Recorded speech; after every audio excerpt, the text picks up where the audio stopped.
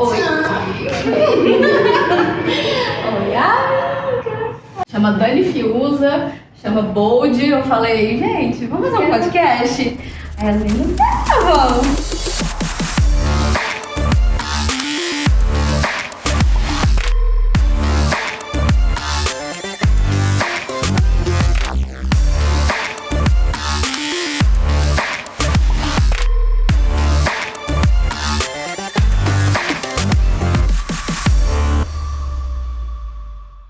Oiê, eu sou a Isabela e esse é o Podpam, o podcast do audiovisual goiano. O intuito da nossa conversa aqui é conhecer um pouquinho mais do panorama de quem faz o audiovisual no estado de Goiás.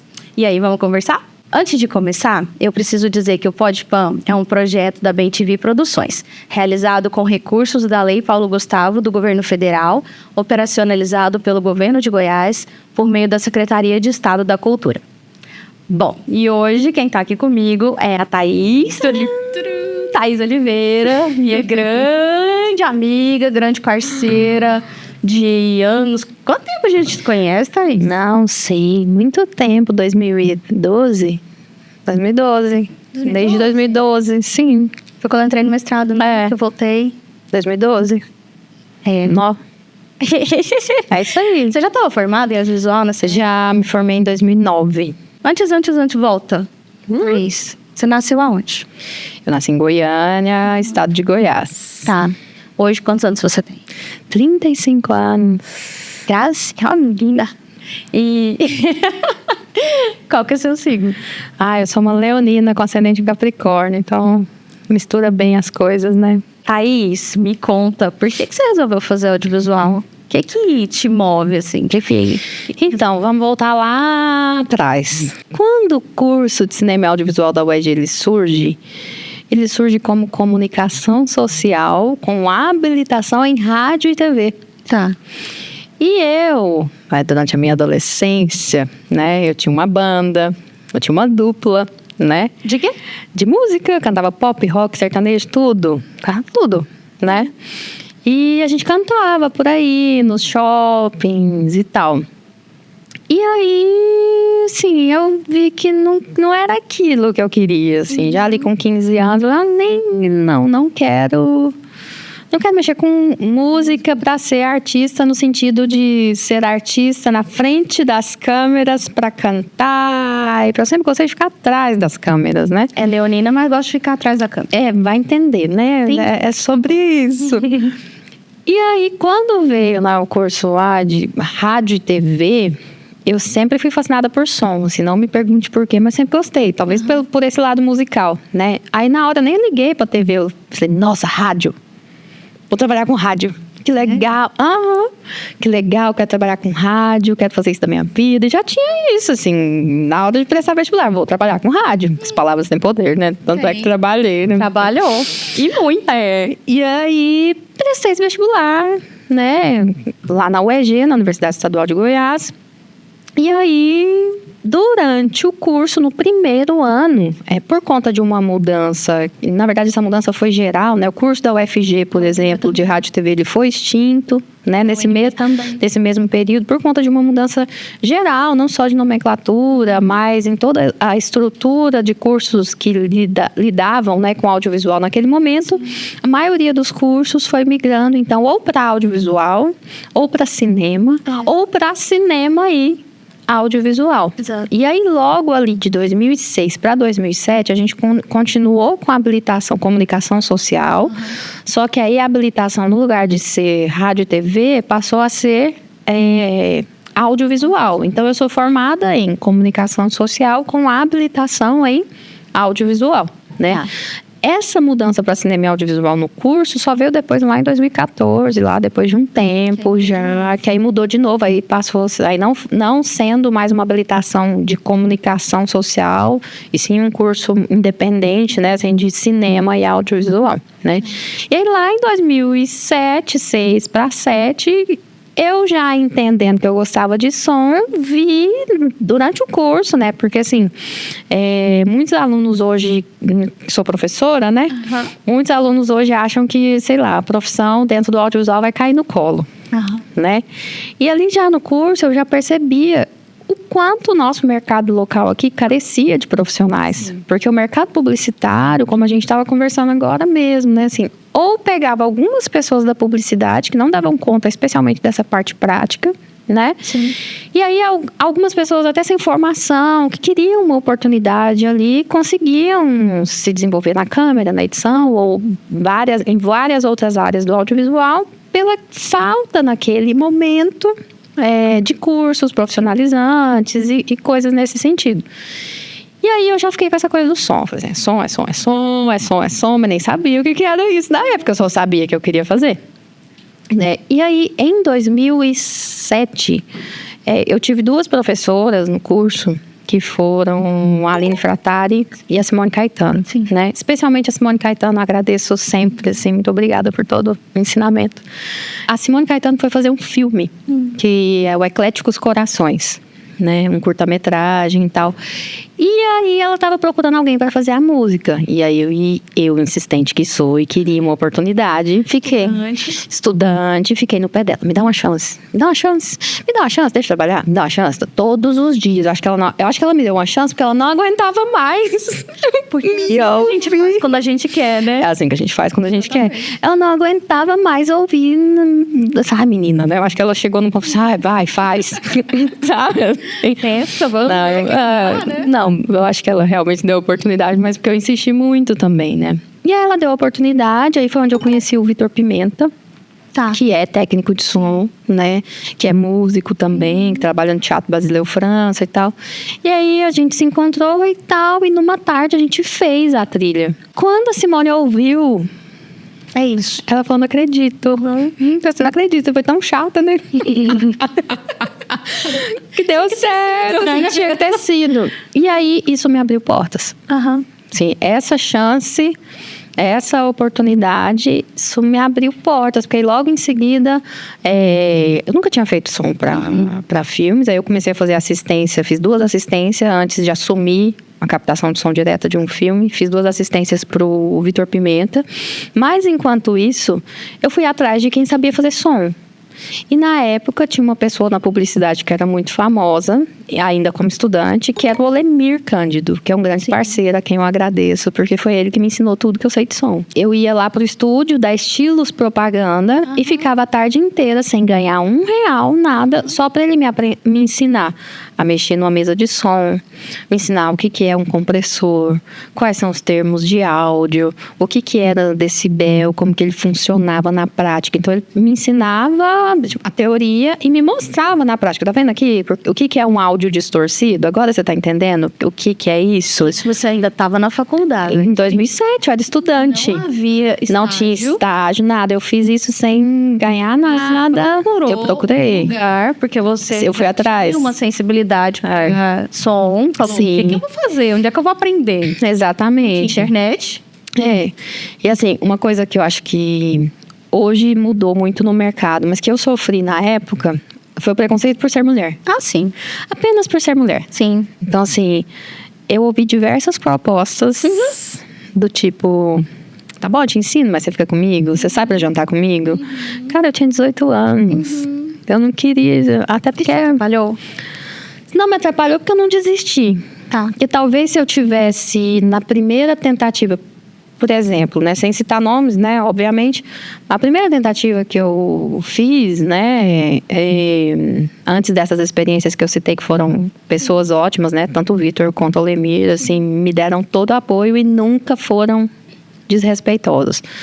Mas antes disso, eu passei por alguns lugares, assim, um estúdio de música e outros estúdios e também algumas emissoras, que eu levava cantada, assim, que uma menina jovem, né? E uma cantada, não era só na cantada, mas era algo assim, você nunca vai aprender a mexer com som.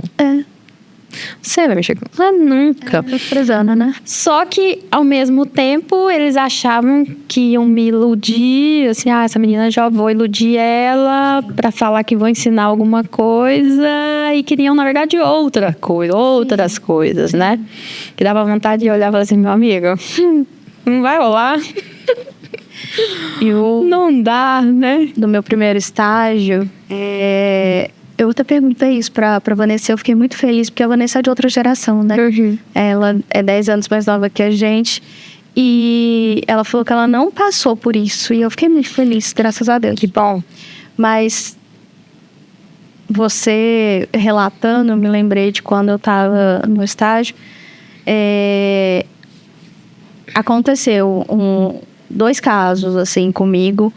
E eu ficava me perguntando, será que eu era boa o suficiente para estar ali? Ou será que eles facilitavam eu estar ali? E aí eu ficava me colocando em xeque. Deixa eu já te responder que você era boa o suficiente, eu tenho certeza disso. Só que, sabe, você é uma pessoa muito nova. Eu era uma menina de 20 anos. Eu sabia muita coisa para uma menina de 20 anos, mas Você corria atrás, né? Você estudava sozinha, ia, né? E tinha muito mais formação do que aquelas pessoas que estavam lá, porque eu estava na faculdade, sabe? E estudando e tal. Mas E eu acho que o seu caso, assim, é mais específico ainda. Assim, talvez até como o meu, assim, que queria som, você já sabia que você queria animação. sim, Você já sabia. sim. Você queria fazer isso. E querendo ou não, as faculdades, assim, elas não oferecem essa formação Nem som. em animação, em algumas áreas. E hoje tem uma diferença, assim, eu acho que a cada ano as universidades estão melhorando, mas na nossa época era tudo muito novo também. Então os professores também estavam... A tecnologia mudava. E até a gente entrou, as câmeras do momento eram mini DVs, né? Eram Betacams. Saindo de película. Ele estava saindo de película e a gente ainda pegou uma transição ali em 2008 com a chegada da Canon 5D. Então, assim, a gente pegou isso, não tudo mudou. Né? Então, os professores, o mercado, os profissionais e nós, alunos naquela época, a gente teve que se adaptar. Sim. A gente tinha que se adaptar, senão a gente ia ser engolido. Sim. E aí é que tá, eu acho que a diferença do profissional no mercado, ele já vem na universidade. Porque, por exemplo, você já queria animação, mas não tinha aula de animação, vamos ser sinceros. Nunca teve. Eu queria som, mas naquele meu momento eu tinha aula de rádio, que não era uma aula de captação de som direto. Então, onde que eu ia descobrir e aprender isso? Era fora, né? Com pessoas disponíveis para ensinar, concursos que eram oferecidos por diversos festivais de cinema, né? Por alguns cineclubes. Então, assim, a nossa formação, ela vai muito além do que está na universidade, né? A universidade é importantíssima, assim, não me imagino, né? Também imagino que você também não, sem essa formação, especialmente teórica, né? Que nós tivemos na universidade que dá um diferencial para qualquer profissional no mercado, assim, você percebe claramente, né? Essa diferença, assim. A sua turma do audiovisual foi maravilhosa. A minha turma, gente, olha, a minha turma no curso de cinema e audiovisual da UEG, eu tenho tanto orgulho de fazer parte dessa turma, sabe? Porque eu não consigo lembrar de qualquer um deles e não ter orgulho, assim, de falar, nossa, que trajetória linda. Sim. E pensar, posso dar vários nomes, por exemplo, Benedito Ferreira, né, que hoje é pesquisador de artes visuais e é um grande diretor de arte, que ganha prêmios aí com o trabalho dele, né, mundo afora, né, nem mais Goiás e Brasil, assim, tem tanto orgulho. A própria Larissa, né, dirigindo novela da Globo. Gente, que orgulho, eu fico tão, eu não sei nem, eu fico tão feliz com a felicidade, assim, sabe quando seu olho transborda de alegria, assim, e é uma felicidade por ela, assim, de nossa, que bom que ela chegou lá. Porque também é você chegando lá. Exato. É exatamente isso. É Goiás chegando lá. É Goiás chegando lá. É o talento de todo mundo chegando lá. Exatamente. Aí a gente olha, assim, acho que minha turma é muito especial, assim, porque a gente fez... Quando a gente começou, né, o mercado também, ele passou por muitas transições, né? E o mercado era fechado. Tinha o quê? Publicidade. Publicidade, tinha publicidade, filmes que existiam, né? Grandes lei de incentivo, né? Tinha pouca lei de incentivo. Tinham cineastas que já faziam filme naquela época, né? A gente pode citar, por exemplo, Ângelo Lima, Viviane Luiz, a própria Cláudia Nunes, a quem eu respeito demais, Érico Rassi, né? O Érico, se não me engano, a formação dele é em publicidade, se não me engano, não sei. Mas ele teve uma formação na UFG e já migrou para o cinema, porque era um profissional que gostava já de cinema. Então, o próprio César Kiss, né, da Mandra, com todo o pessoal da Mandra ali, que saíram da faculdade também, foram fazer cinema, né? Então, existia pontualmente toda essa questão. Mas eu vejo que a minha turma, assim, as universidades, especialmente a UEG, ela também ajudou a consolidar um caminho para futuras gerações. Sim. Sabe? E outras pessoas também que já eram formadas ou vieram de outras formações, né? Porque se a gente não fizesse filmes, se a gente não se juntasse para fazer os nossos filmes, se a gente não fosse atrás das leis de incentivo, quem quer fazer? Né? Então, assim, esse mercado não existe. É a gente que faz o mercado. Exato. É a gente que pode ir atrás de política pública, de cobrar o Estado, cobrar o município, para que esse mercado exista e para que a gente possa fortalecê-lo. Sim. Né? E se a gente deixar de qualquer jeito, política nenhuma vai querer... Não vai trazer alguma coisa. Exato. Exato. E nem é assim, né? O pessoal acha que é fácil assim. Sim, não é. E não é fácil. Não é mesmo. Então, eu acho que quem faz o mercado somos nós. E as pessoas às vezes falam que eu sou muito otimista. Assim, eu realmente acho que eu sou uma pessoa otimista. Mas é a gente que faz o mercado. Então, o que a gente pode fazer para melhorar ele cada vez mais? O que a gente pode fazer para melhorar ele cada vez mais? Lutar por leis de incentivo, né?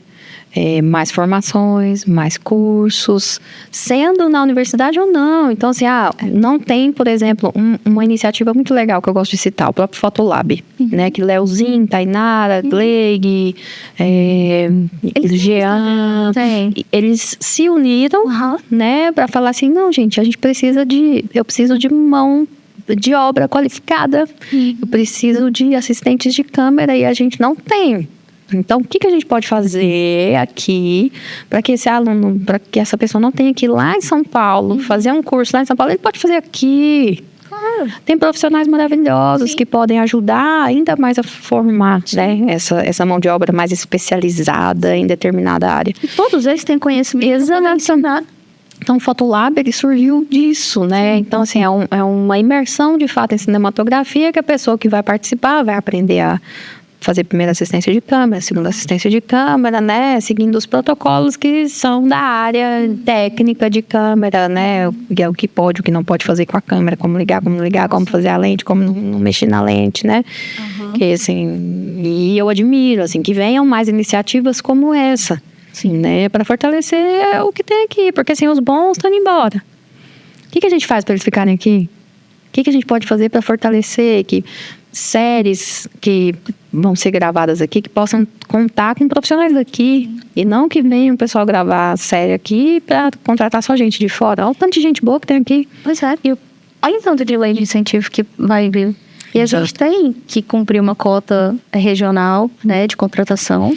Isso. E todo mundo abarrotado de trabalho. Exato. Como que a gente vai suprir isso tudo? E eu falo isso... Vai lá. Morreu, amigo. Teria Eu lembro muito, e eu acho que você foi eu acho que, além da primeira pessoa, acho que a única pessoa que mais bateu nessa tecla de ter um sindicato. Vixe, essa história antiga. É muito. Sabe o que é essa história antiga? Quando eu comecei lá atrás, né, a gente vinha de um mercado, não vou falar viciado, mas talvez essa não seja uma palavra mais apropriada, mas é a que veio agora. Lá em 2007, assim, eu trabalhei muito publicidade, sim, né? E eu ficava 12 horas, às vezes, sem comer. Eu falava, e eu pensava, gente, tem um trem errado, não é possível que não pode ter uma banana, uma maçã, uma água que eu possa beber, e eu tenho que ficar aqui todo esse tempo com essas condições de trabalho, né? Eu me lembro bem, Chico, maquinista, né? Que a gente trabalhava muito em publicidade. E a gente começou a conversar muito sobre isso na época ali, 2007, 2008, até 2009, assim. Falei assim, não é possível. Porque é isso. Eu vejo muita diferença disso do cinema com a publicidade. E assim, da publicidade, algumas pessoas mais antigas que faziam sets com esse pensamento da publicidade até, assim.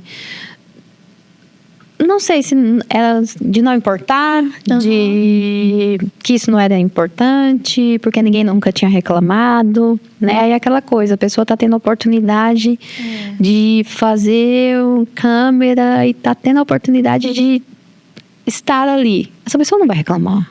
Entendi. Né? Entendi. A pessoa vai achar que tá tudo bem. Então, isso foi uma realidade que aconteceu há muito tempo, né? Mas que nos sets de cinema, é claro, que a gente não pode ser hipócrita de falar que nunca aconteceu, porque a gente já esteve junto, inclusive, em situações que aconteciam coisas horríveis, né? Mas não era de falta de comida. Mas não era de falta de comida, eram outras coisas, né? Não em off. Mas a gente começou a bater nessa tecla de sindicato por conta disso. E porque também queriam pagar, tipo, R$100. Trabalhar numa diária que não valia R$100. Não, e as diárias não acabavam, né? Exato. Então, assim, houve também, assim, a gente não pode deixar de falar dessa evolução que nós hoje a gente pode olhar para trás, assim, nessa história que eu digo que é muito, muito recente, né? De falar, nossa, como nós evoluímos enquanto mercado. E ainda a gente também não pode ser hipócrita de dizer que não temos nada para evoluir, porque a gente tem muito, né? Essa questão das pessoas irem embora e não ficarem aqui. A gente tem que produzir, ir atrás de fomento, brigar por essas políticas públicas, para que essas pessoas fiquem aqui produzindo material nosso, né? Então hoje a gente tem uma outra realidade, assim, eu fiquei muito emocionada nesse último feriado agora, eu participei de um set, fiquei tão feliz, falei assim, nossa, saí da coordenação, parece que eu precisava desse respiro, né, dessa coisa assim. Ela participar do eu fiquei tão feliz. Aí fui participar desse set com os alunos, assim. E aí eu fiquei observando, porque a gente que está no som, a gente tem essa vantagem, né? No som direto e como microfonista, você observa muito o trabalho das pessoas, porque o seu trabalho é muito pontual. É quando tem fala e quando tudo já está pronto. Então você passa grande parte do set observando. Eu sempre brincava com o Jarléo, né? Que é da minha turma, a gente fez muito som juntos, que a gente tinha um caderninho, assim, lá atrás, do que nunca fazer num set, né? Nunca fazer num set. E aí, observando esse mais recente, tantos anos depois, né? Quase 16, 17 anos depois, né? Eu fiquei olhando as coisas fluindo e as coisas acontecendo e a ordem do dia lá, né, sendo executada e a direção de arte e a direção de fotografia com a sua equipe, maquinária. Eu falei, gente, que coisa boa de ver. Sim. Sabe? Que quando eu olho para trás, eu falo assim, nossa, não tinha isso, hoje a gente tem, né? Já tem ali pessoas nas suas áreas, cada um fazendo o seu. Então, essa mudança, a gente não pode dizer que não aconteceu, porque ela aconteceu, ela é viva, e ela tá nos sets, e ela tá no mercado, a gente não tem como fugir disso. Sim, né? Hoje a gente já entende melhor a questão de hierarquia, sim, o papel de cada um. Sim. Por que existe uma hierarquia? Por que ela é importante, mas assim... Ela é importante, mas não quer dizer que precisa ser também um quartel-general. Com certeza. Né? Exatamente. Essa é a grande diferença, assim. E foi uma coisa que eu aprendi com o tempo. Porque lá atrás, sim, eu tinha muito uma coisa assim, tem que fazer isso, tem que fazer aquilo. Mas por que eu tinha isso? Porque eu fui tratada como a única mulher e a que não daria conta de fazer som. Sim. Então, assim, eu falo isso, eu até falei já em algumas palestras sobre a mulher no cinema, a mulher na área técnica especialmente, né? Eu não tinha coragem de ir trabalhar de leg. Uhum. Eu não tinha coragem de usar um short. Uhum. Por quê? Porque os caras iam me olhar, os caras não iam só olhar. Eles iam, além de tudo, fazer piadinhas, fazer comentários. Porque naquele momento... né, a gente vive num mundo machista, até hoje, né? Sim. Óbvio. Mas no mercado audiovisual, tinha set que eu era a única mulher. Uhum. Eu e uma produtora. Uhum. Assim, então, eu ia toda com a casca grossa, assim, pá. Durante anos, né? Durante anos. Muita. Só em set, né? Sim, exatamente. Foi uma armadura não só de proteção, mas também de me respeitem, por favor, porque não é porque eu sou uma mulher e sou nova que eu não vou conseguir desempenhar o meu papel. Sim. E aí hoje quando eu vou num set, né, e vejo as meninas da técnica, assim, muitas meninas da técnica de short, né, assim, livres pra, não só isso, assim, livres de serem quem elas são. Exato. Eu acho que o meu ponto foi esse, assim. Respeito, né? Exato. Porque elas conseguem cobrar o respeito. Exato. E houve uma mudança, assim. Essa mudança, ela de fato, ela aconteceu, né? Não só no mercado, mas também por conta de uma evolução no próprio contexto histórico nosso, né? Da própria sociedade. A gente não pode ignorar isso, que, né? As pessoas tiveram mais acesso à informação, aprenderam o que é certo, né? Como tratar uma mulher, por exemplo, que parece algo que é básico, né, gente? Mas isso fez diferença. Porque essa armadura, assim, eu vivi com ela durante anos. E essa armadura que eu criei no meu mundo profissional, ela acabou indo para minha vida pessoal. Sim. Porque, enfim, E facilmente vai. não tem como se desvincular disso. Então, depois, aí, amadurecimento, óbvio, né, gente? Ele é fundamental, mas também como você enxerga os processos e vê que as coisas vão melhorando, assim. E quando você fala, não, opa, nós precisamos de uma hierarquia, ela é importante porque você imagina 10 pessoas fazendo um filme, se as 10 começarem a dar opinião no filme, o filme não roda, né? Então a hierarquia ela é necessária nesse sentido, assim, faz as discussões que precisam ser feitas na pré-produção e todo mundo dá sua opinião, mas na hora do set tem que ser ali o diretor e seu assistente que tem que conduzir, porque senão o filme não vai ser conduzido por ninguém. 60 pessoas juntas que, por exemplo, não se veem há muito tempo, tem muita fofoca para contar, né? Tem muita história para contar, muita saudade para matar. Então, a hierarquia ela é importante nesse sentido, não para ser um quartel-general, mas sim para manter o organismo funcionando. É como se fosse um corpo. Né? Então, por exemplo, o diretor está aqui na cabeça, aí a fotografia vai numa mão, direção de arte vai na outra mão, o som está no pulmão, e a produção está num pé, e a produção executiva está no outro pé. Para esse corpo andar, todas essas pessoas têm que caminhar para um mesmo lugar, senão ele não anda. Exatamente. Então, a hierarquia ela é necessária nesse sentido. Não para, enfim, é assim, sabe, não. Né? Então eu acho que isso mudou, assim, hoje a gente consegue entrar em qualquer set em Goiás e a gente sabe disso e ver 60 assim, ver as pessoas trabalhando e falando, nossa, Está acontecendo. isso está acontecendo e nós fazemos parte disso. Sim, isso é muito bonito. Claro.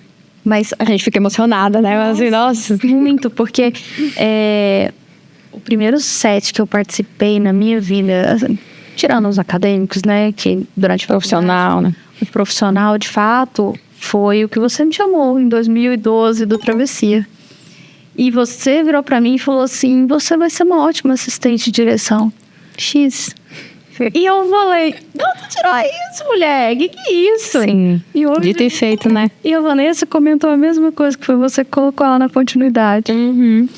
E deve ser dessa sua observação de set, né? Porque acaba que é a mesma observação que o professor tem do aluno lá na frente, né? Sim. Parece que o aluno acha que o professor não vê nada, mas o contrário. Tadinho. A gente tem a gente consegue ver, né? Muito privilegiada. Sim. E a gente consegue notar muitas coisas. A Vanessa é uma querida, assim, ela sempre foi uma aluna muito observadora. E muito na dela, e quando ela fazia pontuações, eram pontuações certeiras, assim. E essa observação sempre me faz assim, gente, essa menina observa, tá sempre atenta. E numa das aulas que eu comecei dando aula de produção, né? Quando eu entrei na universidade, assim, produção geral e tal. E aí ia falar sobre as funções, né? Então eu já via alguns alunos, eu falava assim, você parece muito com o Tino. Claro que falava isso não na frente da turma inteira, né? Falava de forma pessoal, individualizava. Assim, olha, eu acho que na área tem essa e essa função que talvez você desempenharia muito bem, porque tem a ver com perfil da pessoa. Exatamente. Né? Que a pessoa vai desempenhar bem um perfil que está ligado ao que ela faz, o que ela é. Essa coisa de atravessar, ela não é à toa. né?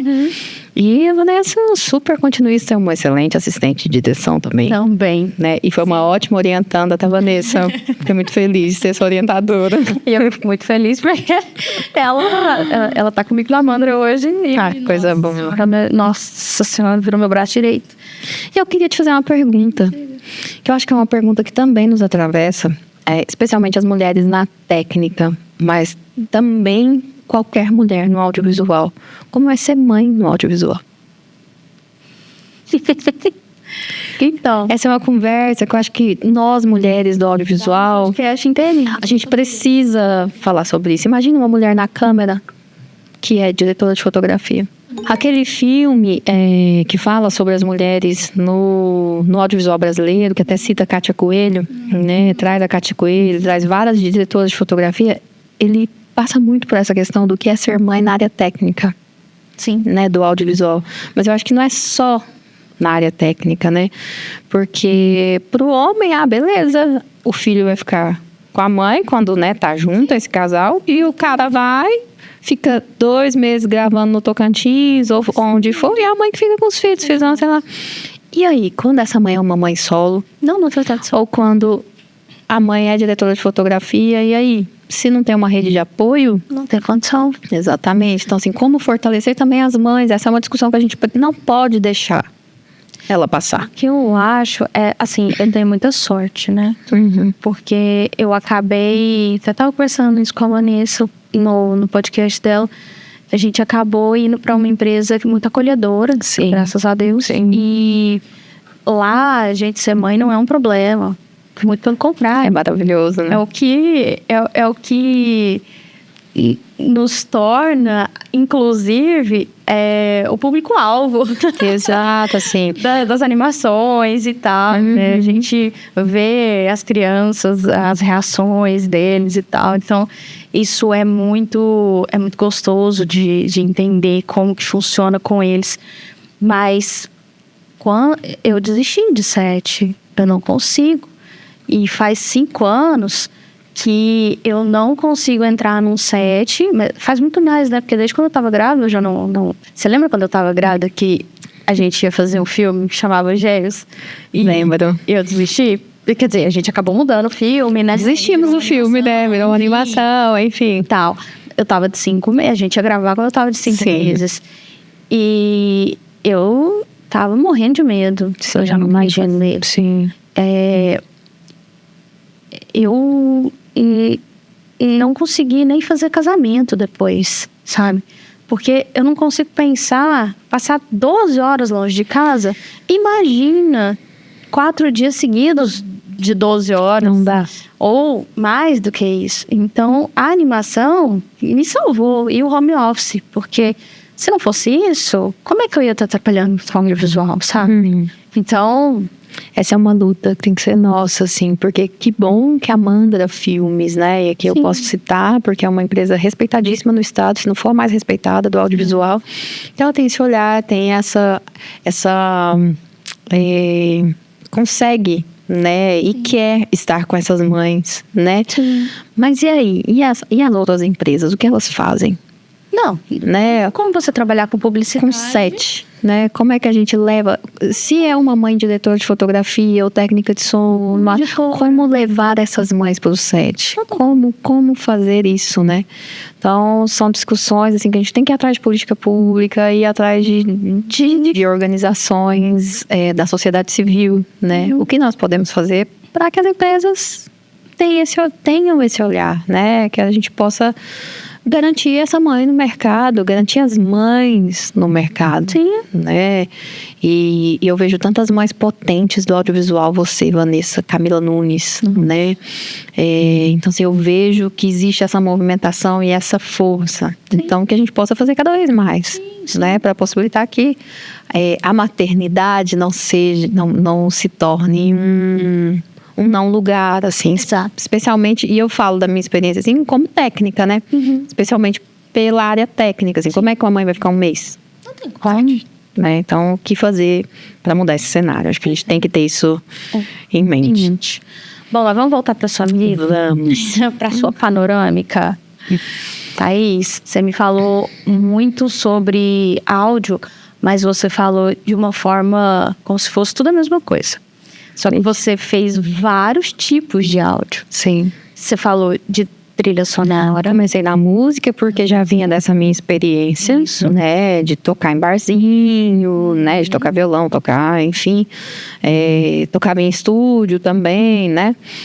Então, já comecei pela música. Mas eu vi, assim, que não tinha profissional de som, assim, de som direto, de gravação de voz. E aí eu fui começar a entender o que era isso também na universidade, né? E também com os cursos de festivais. E ali, é isso. E o que é o som direto? Então, o que é o som direto, né? A captação em qualquer produto audiovisual de live action, ou seja, que tenha atores reais e não desenho animado, né? Em que esses personagens falem. Tá. Né? Então, tá num set, o ator ou a atriz tem fala, a gente vai fazer captação de som direto. Beleza. Né? Existe um outro tipo de voz, que é voz de narrador, voz em off, que publicidade usa muito, em que aí tudo isso é colocado em estúdio, né? Então, assim como nós estamos no estúdio agora, vai um narrador para o estúdio e grava uma voz. Você tá vendo esse produto? R$2,99, parará. Aí, nesse caso, não tem som direto, mas tem gravação de off em estúdio, né? E depois disso, me descobri também apaixonada por Foleys. E o que são né? Que é também uma área dentro do som, assim. Inclusive, vem festival de Foley por aí esse ano, que legal. no segundo semestre. Você quer fazer? Sim. O que é Foley, né? Todo ruído que tem num filme. Então, por exemplo, o som direto, ele não dá conta de pegar nenhum barulho de beber água, por exemplo, né? Eu bebo água aqui, o microfone do som direto não vai conseguir pegar esse gut, gut, gut. Quando o filme fica pronto, a gente leva ele para um estúdio para fazer todo o foley dele, ou seja, todo o ruído sonoro, especialmente ligado aos atores e às atrizes, né?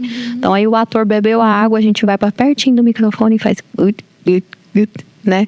Para reforçar e dar mais verossimilhança, mais verdade, entre aspas, né? Para aquela imagem. Porque se você vê um ator beber água em close-up ou em plano detalhe e não escutar esse som do tá faltando alguma coisa. Então, para não faltar essa coisa, a gente coloca Foley. Tá. Né?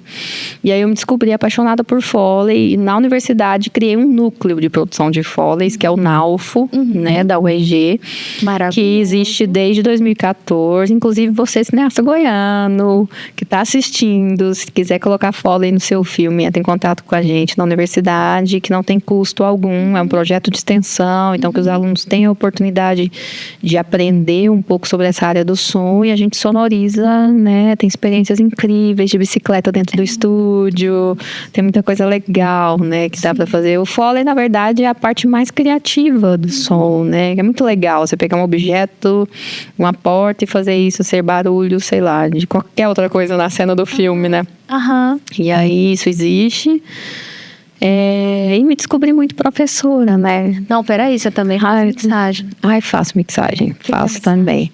A mixagem é a mistura dos sons, né? Assim, de forma mais básica, né? Então, eu tenho ao mesmo tempo, numa cena do ator que está numa fazenda, a fala dele, o som da vaca lá no fundo, da galinha, do vento, tudo isso acontecendo ao mesmo tempo, mas em canais separados. Em volumes diferentes. E aí, esses volumes diferentes, quem decide o que vai ficar mais alto, o que vai ficar mais baixo, é o mixador. Então, por exemplo, tem algum som importante para a cena de algum bicho, né? Sei lá, um filme de terror, tem algum bicho que não aparece em cena, mas a gente precisa ouvi-lo. Aí é o mixador que vai colocar, né? Quem faz a mixagem vai colocar esse som mais alto para a gente conseguir ficar procurando onde que tá esse som, né? De onde que ele vem. Aí você consegue fazer o zumbidinho do mosquito passando de um lado de uma caixa de som para outra. Sim, na cena. Exatamente. Doidinho. Deixa, fica procurando no cinema, né? Ai, cadê esse? É muito bom, o trabalho de som é muito então, incrível. Você faz tudo de som. Tudo de som, tudo que precisar, a gente tenta fazer. Comecei com música, né? Depois fui pro som direto, eu fiquei muitos anos fazendo captação de som direto, né? Então, 2008, 2009, 2007 eu já fiz alguma coisa ali de captação de som e faço até hoje, assim. assim. Hoje, por estar na universidade, o que eu mais gosto de fazer, o que eu mais tenho feito é pós-produção, né? Que é Foley, mixagem, né? Porque não dá, por exemplo, para ficar um mês fora da universidade gravando um longa, por exemplo, né? A não ser que seja nas férias, né? Nas férias dá para fazer. E a parte de pós-produção é, de fato, uma parte muito criativa, que é uma parte que me atrai bastante, assim, né? Então, de certa forma, eu passei por todas as áreas para hoje tentar me dedicar mais não só à docência, obviamente, né? Que é uma das minhas paixões, mas especialmente a essa pós-produção. Sim. Né, de colocar esses sons no lugar, de pensar um som criativo para o filme, como que o som pode contribuir para aquela narrativa, de que forma, né? Então, tenho me dedicado mais nos últimos anos a esse trabalho, né, de pós-produção. Mas você também já foi ali para direção, roteiro? Direção, sim. Eu já fiz direção, já fiz roteiro. Muitas. Na verdade, eu acho que eu sou uma... Eu gosto da experimentação, sim, dos processos criativos. Eu sou do som. Se o som tá na minha veia, Thaís, qual cara? Você gosta mais de direção ou de som? De som, gente, não tem dúvida. Assim, 100%. Mas eu acho que ao longo dos anos, você vai passando por muitos sets, né? Especialmente na área técnica. E eu sempre fui muito curiosa pela experimentação. Então, lá em 2010, eu fiz meu primeiro curta-metragem como diretora, que foi o Marcas d'Água. Foi um filme difícil de fazer. Eu já comecei com um filme difícil. Sim. Teve muitos problemas. Complexa. É aquela coisa, né? Lembra do caderninho que eu falei que eu anotava, né? O que não fazer? Então, eu quis tentar nesse primeiro set. E também, não só por imaturidade, talvez não seja isso. Porque eu sou muito... Quando eu acredito numa coisa e eu acho ela correta, eu vou nela até o final. E eu não queria que a equipe do filme que eu estava dirigindo passasse por nenhuma das coisas que eu já tinha passado. Entendi. Então, assim, eu queria todo mundo dormindo bem. Eu queria todo mundo comendo bem, porque comida é muito importante. Todo mundo fica de bom humor. Todo mundo fica feliz, né? Então, tinha que ter bombeiro, então nós chamamos bombeiros, que era um filme difícil, com água muito gelada. Lá, a gente gravou no Lago das Brisas, em Buriti Alegre, né? Uma água fria pra danar. Andaime. Né? Com andaime dentro da água.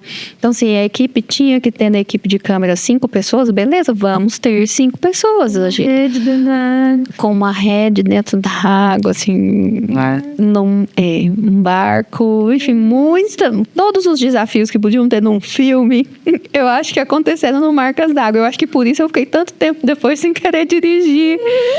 Porque... E é uma coisa interessante também de falar sobre isso, assim, porque a primeira crítica que eu recebi, que foi até pro Jornal Popular, foi uma crítica muito dura, com relação especialmente a um dos atores, assim. E naquele momento, isso pra mim foi assim... Desculpa o palavrão, mas foi tão difícil fazer esse filme. E aí eu ainda vou ter que ouvir só pedrada, eu falei, não quero mais dirigir, na época. Depois eu amadureci e falei assim, não, é isso mesmo, assim, o filme, eu acho que o filme tem seus problemas, tem, mas naquele momento, em 2010, foi o melhor que eu, Thaís, naquele momento, enquanto diretora, consegui entregar, e eu tinha uma equipe incrível que conseguiu me entregar o melhor. O filme é belíssimo, assim, as imagens do filme são lindas. Eu acho que tem ali também uma questão da atuação da Nayara, que depois se tornou minha aluna, né? Ela tinha 16 anos na época, que assim, despontou ela como atriz, né? Então, assim, ganhou prêmio. Então, assim, tem seus pontos positivos, né? De tentar fazer dar certo, eu acho que é isso. De tentar fazer dar... Eu quis que desse certo naquele momento, com uma hierarquia funcionando. Eu acho que tinha mais de 60 pessoas, contando... Louca, né? Tinha lei de incentivo, né? Tinha lei de incentivo, ganhei um prêmio, na época era R$80 mil, mas eu ainda devi 10, que eu parcelei anos pra pagar, paguei. Fiz um empréstimo, na época não tinha nem como fazer empréstimo, né? Mas fiz e deu certo, paguei juros altíssimos, e saiu muito mais do que o que eu ganhei, mas enfim. E depois de anos, assim, ver a crítica como foi dura e tinha que ser mesmo, e pensar, não, foi aquilo que foi possível de entregar e a crítica, ok, é isso mesmo. Acho que tinha que ser mesmo. O quê? Tão duro assim? Não. O crítico estava fazendo o papel dele, né? Ele estava criticando. E, de fato, a minha escolha dos atores foi pelo não ator. Sim. Então, convidei o Ivan Lima, que é um excelente ator nacional, né? E ele é de Goiás. E ele dirigiu esses não atores. Então, eu sabia do risco que eu estava correndo de não funcionar com ninguém. Só que eu acho que para uma primeira experiência, beleza, foi ótimo. Aquela coisa, o que deu para fazer naquele período. E essa crítica, naquele momento, me bloqueou de não escrever em festivais. Eu lembro. Então, assim, meio que eu tinha, assim... Esse filme foi tão criticado aqui, imagina fora. Só que para todo festival que ele foi fora, ele ganhou o prêmio. Eu lembro que vocês virou para mim e falou assim: eu te conheci em 2014. Quando é que você fez esse filme? Não foi em 2012. Foi em 2012 que você me conheceu. Quando é que você fez? 2010. Então, tinha 2 anos que você tinha deixado o filme na gaveta. Sim, foi muito isso, assim, porque foi muito traumático. Assim, meu carro estragou, foram muitas coisas que aconteceram. E aquela coisa, eu tentei fazer o máximo e fiz o máximo que eu pude. Tenho consciência disso, sim. Qualquer pessoa que esteve nesse set, se você perguntar como foi o set, vai falar que foi uma experiência incrível, porque realmente foi. Foi uma experiência, assim, daquelas que você olha e fala, nossa, quero ver cinema. Que legal, tudo organizado, tudo, né, assim, muita gente competente, fazendo cada um na sua área. Só que aí teve aquela coisa, aí eu saí do filme cansativo, a atriz quase morreu, assim, não quase morreu, mas ela teve hipotermia, então foi uma situação muito tensa no set. O diretor de fotografia caiu com a Red quase... Então, assim, água muito gelada, carro a produtora pegou meu carro emprestado para ir resolver coisas de produção na cidade, e o capô do carro bateu no vidro, ela rodou na rodovia, graças a Deus não aconteceu nada, ela ficou bem, mas assim, já foi uma experiência traumática, então várias coisas aconteceram, e não adianta, filme sempre vai acontecer coisas, por mais que a gente planeje, faz todo o planejamento, mas só que aconteceu coisa demais. E aí eu acho que isso, quando você me conheceu, foi isso, assim. E aí logo que ele lançou, veio essa crítica, assim, tão dura, que eu tenho consciência que o crítico estava fazendo o papel dele, tinha que fazer mesmo. Mas naquele momento eu não tive a maturidade que eu tenho hoje, que a gente vai adquirindo com o tempo, Sim. de falar assim, não, tudo bem, beleza, tem todos esses erros mesmo, mas eu não vou deixar de escrever em festival. Só que naquele momento eu fiquei, não sei se com vergonha, se não sei dizer o que foi. Eu falei assim, não sirvo para ser diretora de ficção. E aí eu me fechei nisso, né? Então eu fiquei de 2010 até 2014 sem... Não quero dirigir, não quero. Eu acho que, sim, vai muito além da parte técnica. A mensagem do filme é muito potente. Sim. E não pode deixar de passar. Sim, tá no YouTube disponível, tá, gente? Marcas d'Água, quem quiser assistir. Por cima. Mas depois disso, aí fiz inscrição em cineclube, assim, mostra, sem concorrer nada, mas justamente por conta disso, assim, para falar sobre, né, incestos familiares, enfim, discutir essa questão. Acho que ele é muito importante nesse sentido, assim. Mas foi meio que um trauma, falei assim, não, vamos ficar no som mesmo, vamos fazer outras coisas, não? Mas depois eu ressignifiquei isso, assim, realmente foi um set que deu tudo o que aconteceu e tal, mas que foi um set que todo mundo fez o melhor. Nossa. Eu também, como diretor, tenho consciência disso, não sofro com isso. E o crítico fez o trabalho dele, beleza, e realmente tem seus problemas, especialmente uma das atuações, beleza, eu tinha consciência disso, né, tá tudo certo. E hoje eu mostro o filme, assim, tenho muito orgulho, sempre tive, na verdade, né, muito orgulho do filme, acho ele belíssimo. E também depende disso da gente, né, a gente... Não, e outra, distribuir um filme é cansativo, muito, né? Depois, você não tem fazer, então? Então assim, eu acho que eu não tive essa energia, minha energia foi minada. Falei assim, e eu não conhecia ninguém que distribuía. Até hoje, né? Até hoje, não tem oportunidade aí. Não, então, como eu não tinha mais aquela coisa, nossa, vou distribuir o filme, não tinha plataformas naquela época como nós temos hoje, né? Free Filmway, Fast Home, tinha que mandar tudo por correio, nos DVDs. Era um esforço que eu decidi, não vou ter esse esforço agora, não deixo, o filme tá pronto, foi lindo, maravilhoso, realmente. Em muitos sentidos foi muito legal, mas... E os filmes têm uma validade, né? Os festivais, eles pegam de filmes, assim, de 2 anos. 2 anos, no máximo. E aí, depois que passou, e aí vai. Bom, mas depois que você se formou, o que você fez? Bicho, aí eu fui trabalhar com som, né? Continuei trabalhando com som, fazendo filmes, captação de som direto, especialmente como freelancer, né? Bom, eu terminei em 2009. Quando eu cheguei em 2009, eu vi que eu queria ser professora, assim, na faculdade. Eu falei assim, não, eu quero ensinar para outras pessoas. Você já tinha essa vontade? Eu tinha isso já. É engraçado, professora Jo, um beijo, professora Jo. Ela tinha feito um formulário na época que era assim, o que você pretende fazer quando você sair da faculdade, impresso? E ela me entregou isso anos depois. E eu escrevi lá, eu quero voltar para essa universidade como professora daqui, para ensinar sobre som. Você acredita? As palavras têm poder, né? Eu sempre falo isso. Meu Deus! E aí, em 2009... Você sempre foi muito sensível, né? Sempre.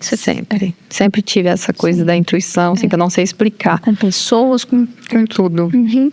E aí, em 2009, numa conversa que eu tive com a Georgia, que somos colegas hoje até de faculdade, ela vai abrir uma pós-graduação e tal. Eu sabia que eu podia já fazer essa pós-graduação de um ano e pouco, rapidinha. Era algo assim, não me lembro bem, cinema e educação. Massa. E a Georgia entrou, eu entrei também. Falei assim, vou fazer, né? Uhum. Quero tentar, né? Eu quero seguir essa linha da docência. E aí, assim, parece uma coisa divina. Se eu contar, ninguém acredita. Assim que eu terminei a especialização, abri o concurso na UEG. O que eu fiz? Inscrição Fui prestar o concurso na UEG. Então, assim, na mesma época abri o concurso na UEG e o concurso na Rádio Brasil Central. Então, eu já prestei os dois, né? E aí, eu, professora Georgia também, a maioria dos professores, nós prestamos esse concurso de 2010.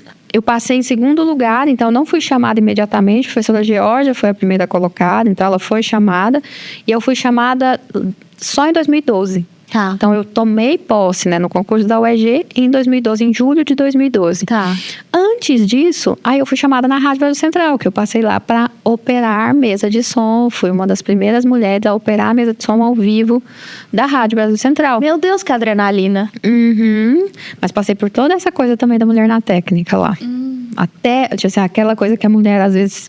Não, às vezes, né? A mulher, eu acho que em determinadas áreas, ela tem que provar que ela dá conta. Sim. Aí eu tive que provar, gente, é um botão, todo mundo, esse botão, né? Eu sei. Olha, aperta o botão, assim, qual de falar, sobe o som. Então assim, mas tem, né? Assim, existe, né?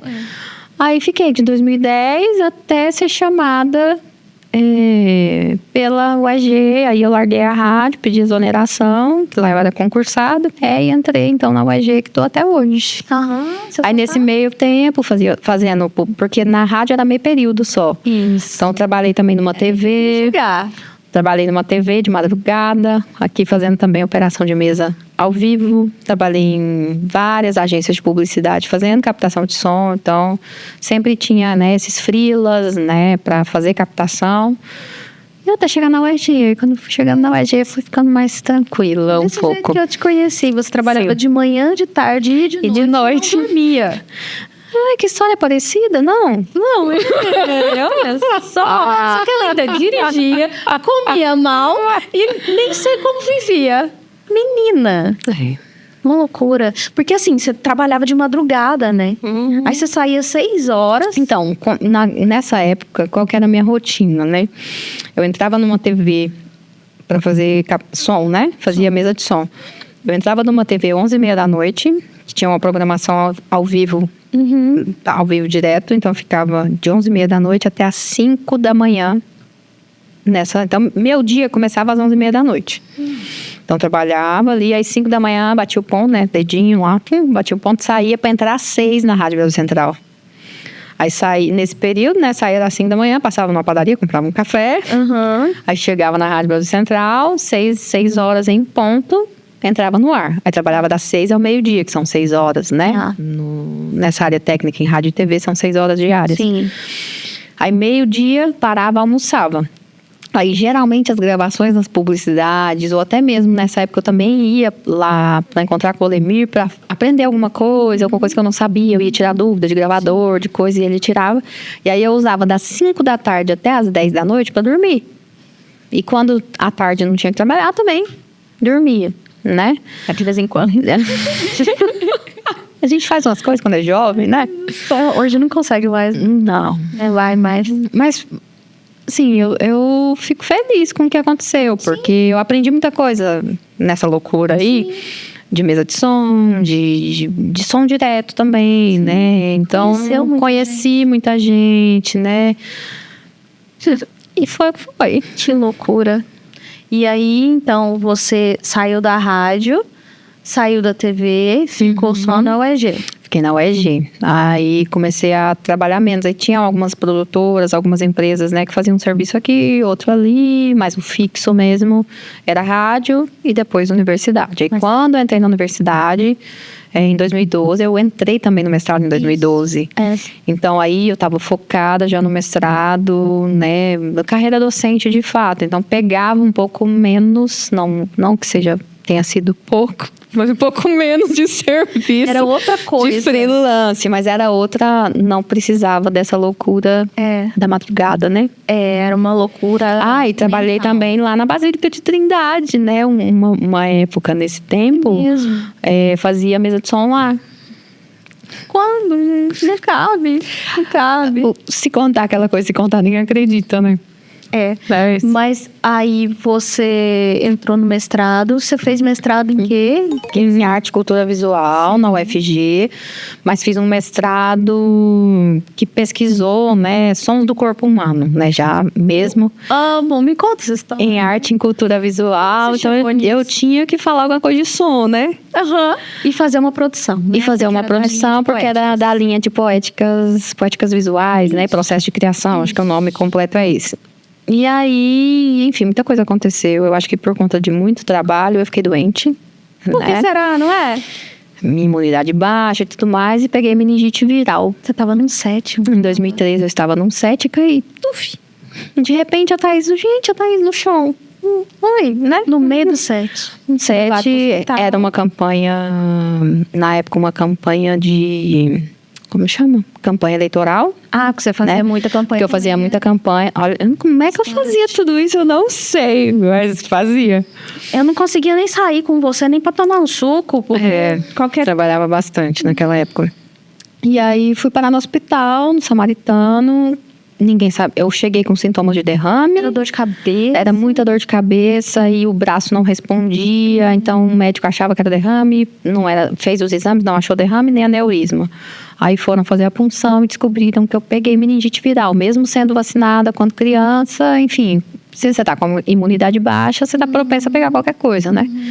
E aí fiquei internada um tempo. E aí isso também me fez repensar na vida de forma geral mesmo, assim. De olho nas minhas escolhas, de pôr o pé no chão e falar assim, não, peraí, quem que você é? Assim, o que você tá vivendo? O que você tá vivendo, exatamente.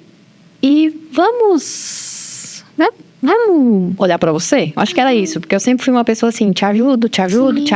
Ainda é, né? Sim, nunca vou deixar de ser, né? Mas eu tinha muito isso e minha vida, né? Só ia. Era bem isso, assim, eu só ia. Assim, eu acho que ficava muito feliz em ver as pessoas, ainda fico, né? Em ver as pessoas conquistando seus lugares, fazendo as coisas, isso me dá muita alegria. Mas hoje eu olho pra mim, hoje eu consigo, aquela coisa, assim, essa meningite me fez pôr o pé no chão e falar assim, quem eu sou, pra onde eu quero ir. Sim. E eu acho que isso fez uma virada, assim, gigantesca, até nessa questão do reconhecimento, de assim, sou uma mulher lésbica e tenho muito orgulho disso. Sim. E tá tudo bem. Sim. Porque essa foi uma dificuldade. Eu acho que a maior parte das pessoas da comunidade passa por isso, né? Questão de família, questão religiosa. Eu cantava no Ministério de Louvor da igreja. Você imagina. né? É muito difícil assumir, né? Sim, então esse foi um ponto de eu pisar nesse chão e reconhecer isso. Você sabe disso, você me conhece hoje, você me conheceu. As pessoas sempre me falam, Thaís, você é sempre muito alto astral, mas hoje você tem uma felicidade que naquela época a gente não conseguia ver, mesmo você sendo feliz. A gente sabia que existia, mas, sabe, parecia que Tinha uma questão, e essa era a nuvem, né, de não me permitir. Exato. Depois que eu sentei e falei assim, pera, não, tá tudo bem, né? Não tô matando, não tô roubando, não tô fazendo nada, só tô sendo quem eu sou. Quando eu virei essa chave, aí o fôlego foi tão grande na minha vida que tudo. Eu já era muito feliz, mesmo assim, sempre tinha essa coisa de esse assunto pegava. Mas eu ainda assim tentava o tempo inteiro ser feliz, mas mudou. Não, mas foi uma transformação. Uma transformação, assim, eu acho que uma transformação até visual, assim, das pessoas, de energia, assim, de tudo, sabe? Verdade. E é isso, assim, hoje desde então, né, desde 2014, então, assim, porque eu fiquei doente no final de 2013, e aí essa virada foi, de ano de 2013 para 2014, foi quando eu falei assim, vou tomar conta da minha vida e vamos ser felizes. Né? E é um processo, sim, não é do dia para a noite, né? Então, depois que eu tive a meningite, aí eu pensei, não posso trabalhar como uma louca, mas, né? Senão, que eu era uma louca, mas assim, não posso trabalhar desse tanto, né? Sim. Então, vamos por prioridades, né? Aí, finalizei o meu mestrado em 2014. E essa coisa da meningite, né? Eu ia falar alguma coisa sobre o cinema goiano, alguma coisa assim na época, mas quando eu tive a meningite, eu me lembro de um dos dias ter ficado internada, né, na UTI, e o som. Lá veio o som, novo. Se eu não lembro, eu fiquei um mês no hospital, e eu não tenho imagens visuais. Sim, eu não consigo recordar, mas o som, ele tá na minha memória, assim, eu não consigo... Você gravou o som? Gravei o som. E isso ficou na minha cabeça, assim, porque eu fiz muita tomografia computadorizada, que é o exame de contraste, né? Fiz muito... Ressonância, exatamente. E aquele som da ressonância... Ressonância é aquela máquina que você entra, que fica...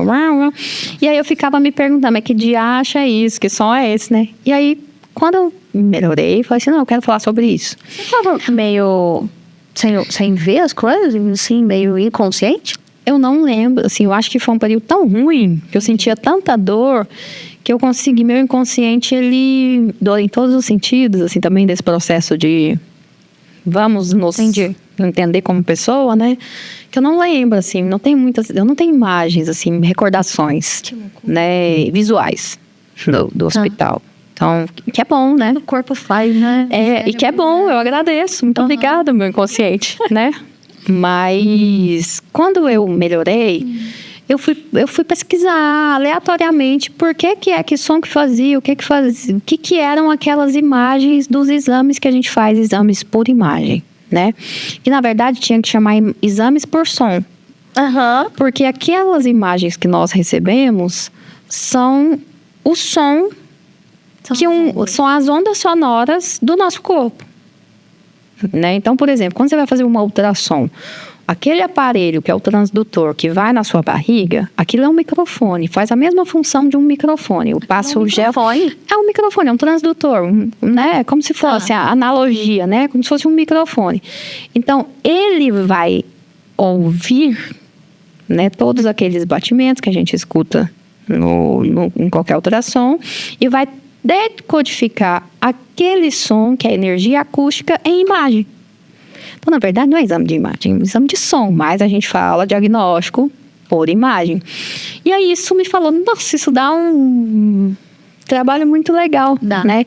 E a ressonância da mesma forma, porque todas aquelas frequências que a gente recebe, né? Tim, tum, que a gente recebe muito louco aqui. Quando tá dentro do aparelho, tem um imã que fica ali rodando, que vai passar ali Você está ali com o seu corpo e aquelas frequências são justamente para que elas passem pelo seu corpo e formem a imagem a partir das ondas sonoras e das ondas eletromagnéticas das imagens do que tem dentro de você.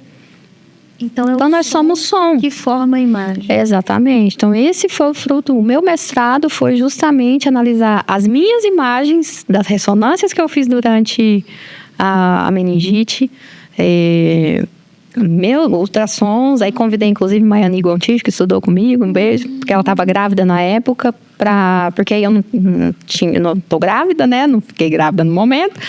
Eu queria essa imagem, né, de uma pessoa grávida, como que era isso. E aí estava ainda. Né, nem você estava ainda. E aí descobri que tudo isso é som. Todo diagnóstico por imagem é diagnóstico a partir de uma onda sonora, porque aí o microfone vai captar o som que está se movendo, por exemplo, seja na sua tireoide, seja na sua barriga, seja...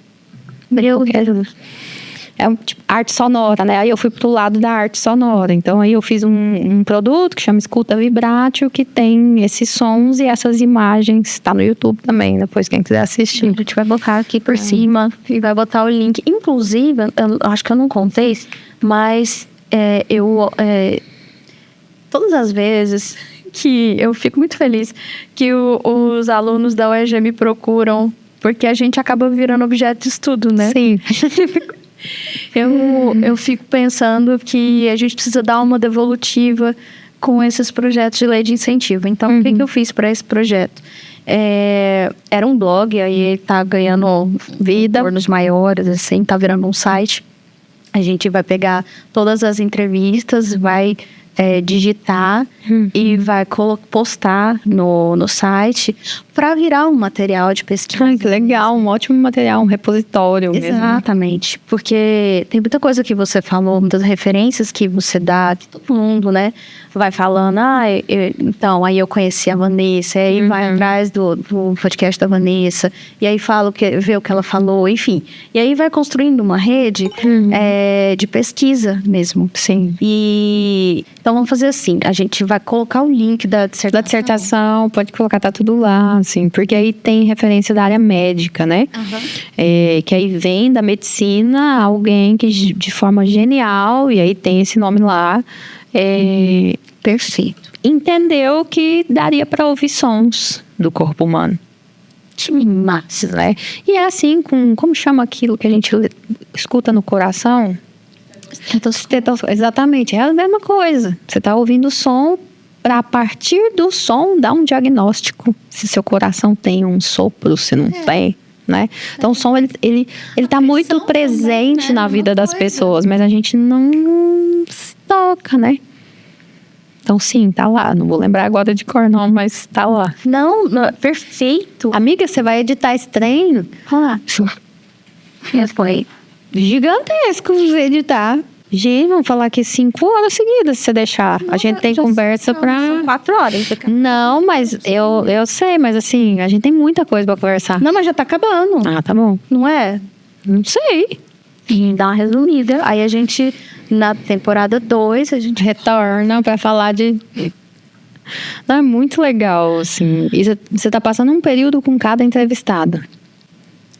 Basicamente era pra ser 1 horinha, mas eu não consigo. Não, mas é porque é muito... flui. Mas é porque flui demais, sabe? É muito legal. É minha conversa de bar, gente. Eu sei. Exato. Exato. É muito legal. Não, deixa 2 horas de... quem quiser assistir... quem quiser assistir, assiste. É material de pesquisa isso aqui. É verdade. Não é muito melhor? Meus alunos vão descobrir que eu cantava. E aí, então... Onde é que a gente tá? No mestrado, acabou o mestrado. Acabou o mestrado, mas não acabou o mestrado. Aí depois do mestrado você fez doutorado? Aí depois do mestrado, terminei o mestrado em 2014, aí em 2015 estudei o ano inteiro igual uma louca. Eu falei, eu vou entrar no doutorado, não é possível. Aí fui fazer um doutorado em performances culturais, lá na Faculdade de Ciências Sociais da UFG, para estudar também som, né? Só que aí eu queria entender como que as pessoas em Goiânia recebem os sons da cidade. Então, assim... Que projeto lindo. O que a gente pode identificar como som de Goiânia, né? Isso só tem Goiânia. E todo mundo, isso é uma marca sonora de Goiânia, todo mundo sabe que é o lixo reciclado. Então, olha a pamonha. Pamonha pura e saborosa. Pamonha de sal, pamonha de doce, todas elas com queijo. Aqui no carro de som, é um som daqui, né? Esse vendedor de pamonha. Então, assim, fiquei 1 ano gravando sons pela cidade. Tem um HD cheio de som da cidade de Goiânia. E aí fui identificar alguns sons que se repetiam e tal, né? Usando alguns métodos das ciências sociais. E aí selecionei 41 sons da cidade. E aí mixei eles, né? Misturei eles em 2 minutos para fazer uma instalação sonora. Tá. E aí fui pro Grande Hotel, né? Coloquei caixas de som na janela, inclusive que você me ajudou bastante na época. Eu só fiz e convite. Não, ajudou você, Lala, Bárbara, né? Me ajudaram na época para fazer o projeto acontecer. A gente tem que ter gratidão e reconhecer, né? Todas as pessoas que nos ajudam na vida. E aí fui reproduzir esses sons durante um dia. E aí pegando entrevistas com as pessoas. Esse som, o que esse som te lembra? Esse som pra você, né? Esse som te lembra Goiânia? Sim ou não? E aí peguei 75 entrevistas no dia. E aí fui fazer análise de dados, né? Tabulação e tal, pra então ter essa resposta, né? Se os goianienses se reconheciam em determinados sons, e aí a resposta foi, né, desse problema de pesquisa, né? Foi que sim, que esses sons realmente identificam os goianienses, conseguem identificar como sons 100%? Da cidade. Não foi 100%, né? Mas a gente teve ali 78%, alguma coisa assim. Podia ser não goiano também. Então, em primeiro lugar, dessas 75 entrevistas, a gente separou só quem era de Goiânia. Então, tinha muita gente que estava ali passando, né? Que não era de Goiânia, que estava só passando. Né? Então, essas pessoas foram eliminadas, né? Então, a gente só pegou o grupo focal mesmo da entrevista foi quem se identifica como pessoa que nasceu em Goiânia ou como goianiense, né? Porque às vezes a pessoa nasceu no Maranhão, mas veio para cá com 5 meses. Então, a pessoa se identificar como goianiense também era uma questão. E aí foi isso. Que legal. Nossa. E é interessante porque o som te perpassa, né? Sim, minha vida é sonora. É impressionante, é o tempo inteiro. Seja por dentro, de forma visceral, com a máquina, transformando em imagem. Sim. Seja por fora, o som trazendo, né, o que acontece ao redor. Você é muito sonora, né, Tati? A pessoa de som. Vai com a pessoa de som? Só faltou fazer um trabalho de Foley, né? Mas não tinha que escolher outra coisa. Aí fui fazer um pós-doutorado depois. Fiz um pós-doutorado sobre profissionais de som em Goiás, que rendeu o livro que eu vou lançar esse ano. Me conta de novo, vai. Então, fiz uma pesquisa no pós-doutorado para identificar quem eram os profissionais de som. Só que pós-doutorado aonde? Na Universidade Federal do Pernambuco. De Pernambuco. E aí, nessa pesquisa, eu pesquisei 17 festivais de cinema de 2000 a 2020, aqui de Goiás, né? De só 20 anos? Só. Então, por exemplo, todas as edições... Um recorte pequeno. Todas as edições de todos esses festivais, que foram 17 que eu elenquei, a gente entrou nos catálogos, né, de todos esses festivais para elencar os filmes que se identificavam como goianos. E aí, já que a gente estava fazendo isso, eu aproveitei para separar também tipo de filme, se era curta, se era longa. Então, tem uma planilha gigantesca com todos esses dados. Então, eu tenho ficha técnica, empresa produtora, diretor, roteiro, som, música. Então, já aproveitei. A professora já foi facilitar o trabalho dos alunos, né? Já fui fazer esse recorte grande, assim, né? Porque são muitos dados. Sim. E com isso, a gente encontrou 1.264 filmes produzidos em Goiás. Em 20 anos. De 2000 a 2020, né? Porque, assim, 21, 22, 23, 24, tem muito filme também, que eu recortei ali de 2020. Porque minha pesquisa foi de 2022, né? No doutorado. Então, meu recorte foi ali recente, para aquele momento, né? E aí... Pandemia? 2020.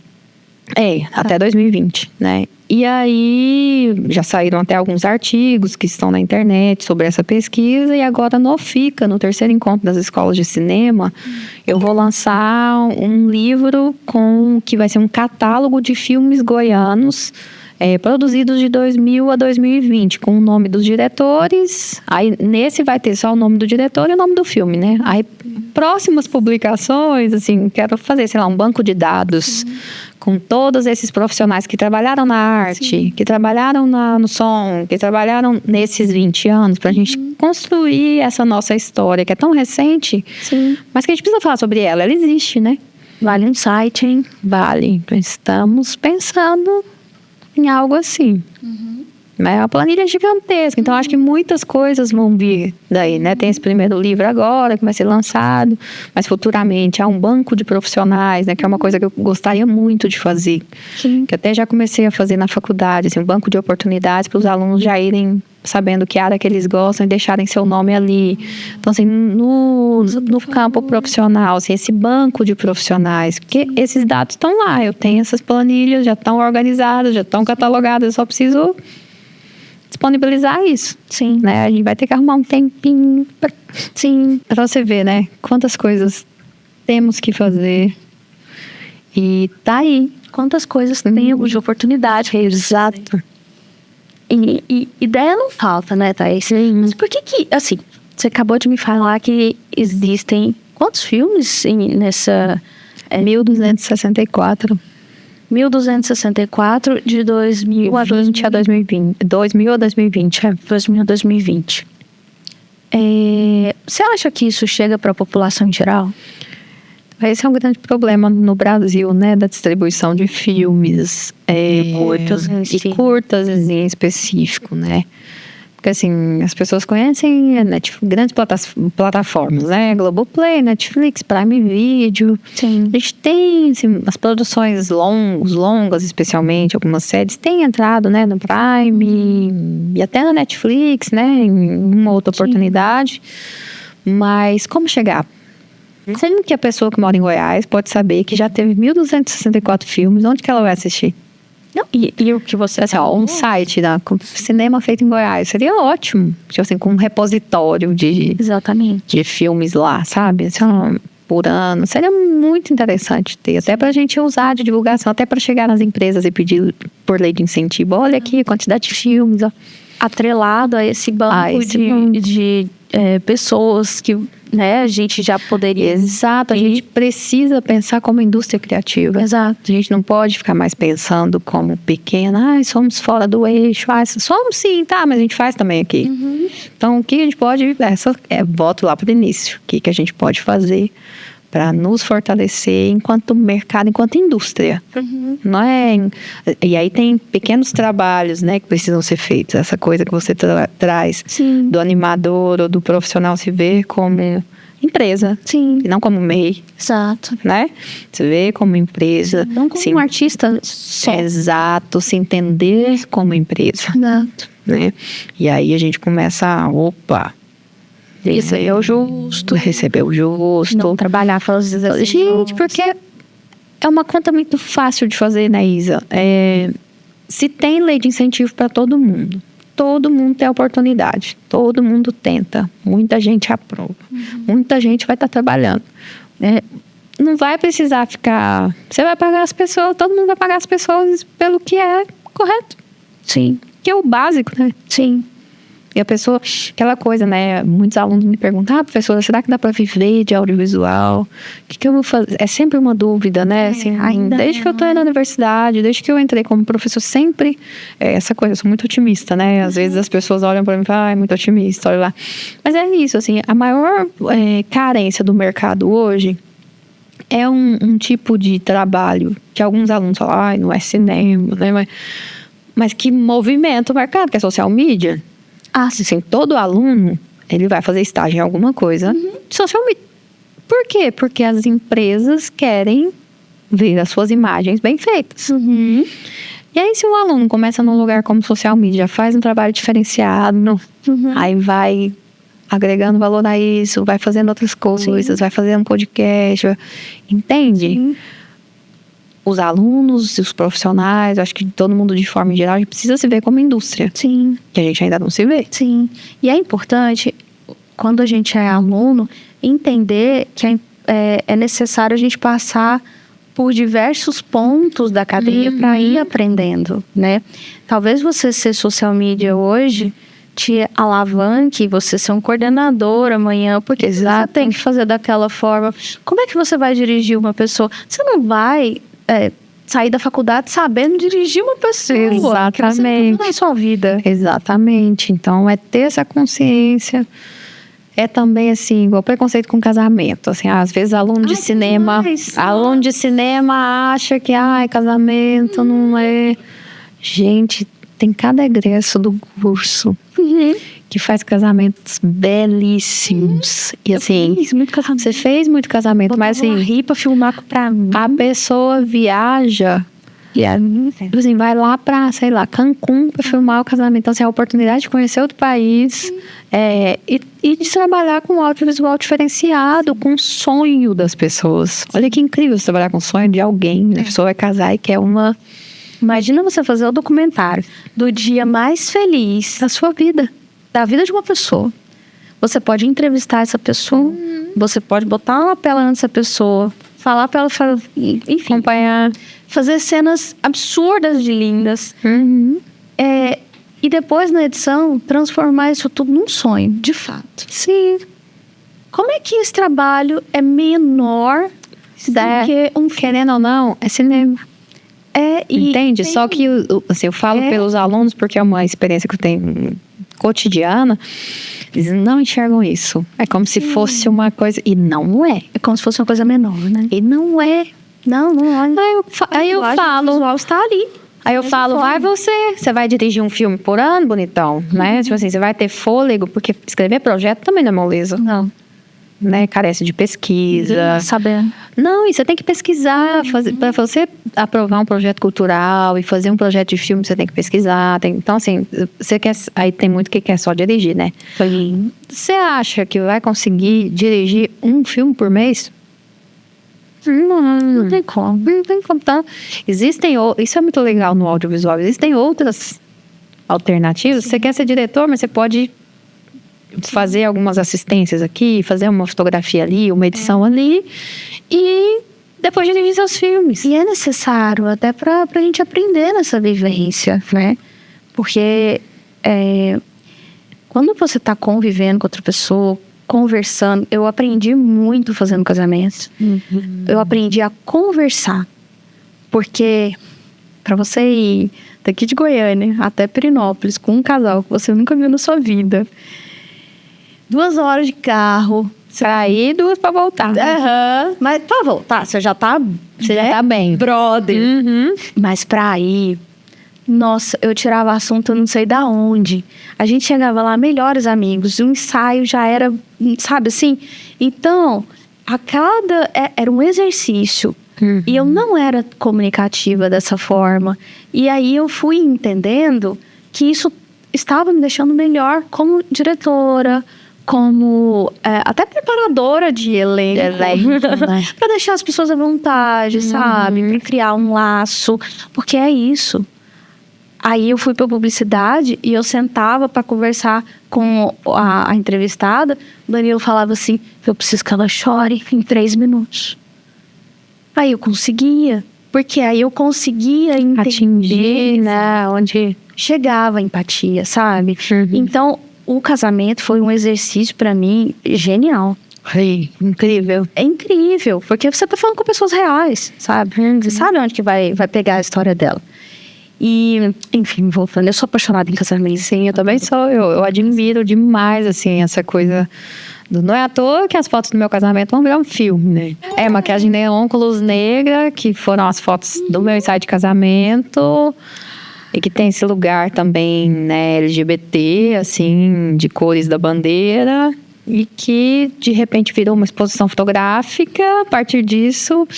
E agora vai virar um filme, assim. Então, era só ensaio. Era um ensaio. A gente fez em casa, o Jean fotografou, né? E a gente tinha essa ideia, algumas referências. E eu e Larissa, queríamos muito alguma coisa diferente. Fizemos, ficamos apaixonadas, porque ficou lindo, assim. E aí eu falei assim, nossa, a gente tá contando nossa história, vamos contar a história de outras pessoas? E aí começou o primeiro projeto do Brilho que Você Tem, que foi uma exposição fotográfica com pessoas da comunidade LGBT, então pessoas diversas da comunidade, né? Representando as suas bandeiras com as cores que tem na fotografia delas. Então, por exemplo, nós temos um homem trans não binário. Então, quais são as cores dessa bandeira? Da bandeira trans e da bandeira não binária. Ele tinha amarelo, rosa e azul. Então, ele tá com aquelas cores por conta disso, para defender a sua bandeira, né? E aí, então, aí tem homem gay com a bandeira gay, mulher lésbica com as cores da bandeira lésbica, queer, né? Toda a comunidade. E agora isso vai virar filme. Então, assim, vamos ver o que vai acontecer. Contar histórias de outras pessoas, né? As pessoas também precisam ser ouvidas. Sim. Né? São muitas histórias. E é essa coisa de contar nossas histórias, encontrar nossos lugares no mundo. Porque você contar a sua história também é encontrar seu lugar no mundo. Né? E posso dizer que quando você encontra esse lugar, assim, é maravilhoso, né? É se soltar, né? Exatamente. Ser livre, assim. É só ser quem você é. Assim, que parece que é tão comum, que é tão simples. Mas para muita gente não é. E quando se torna algo leve, nossa, é muito bom, né? Ai, que bom! Ai, eu queria terminar aqui, mas eu quero falar sobre coordenação. Ai, tá bom, vamos lá. Que não é leve. Não, saímos de uma coisa leve, uma coisa pesada, né? Coordenação. Thaís, por que coordenação? Caiu assim? Então, de repente caiu no meu colo de fato. Assim, o professor José Eduardo, meu colega, quem eu admiro muito, ficou 7 anos na coordenação. Nossa! E ele pegou pandemia, né? Ele pegou alguns processos que foram bem difíceis. E eu acho que ele chegou num tempo que estava cansado. E ele falou para todos os colegas, falou assim, olha, acho que dei minha contribuição, quero fazer outras coisas. Porque tem isso, assim, quando você está numa gestão, a gestão suga muito você para determinadas coisas, né?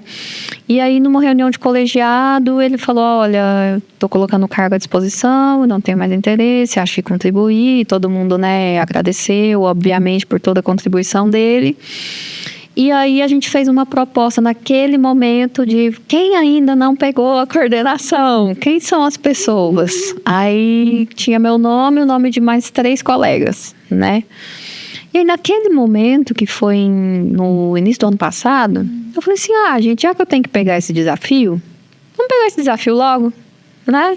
E eu me identifico com o curso, eu respiro esse curso, né? Eu sou filha do curso, né? Estou no curso, então vamos. E aí peguei essa coordenação, né, de agosto de 2023 até agosto de 2025, né? Tá, são 2 anos. São 2 anos, né? Coordenação do curso de audiovisual. Da coordenação do curso de cinema e audiovisual da UEG. Tá. Né?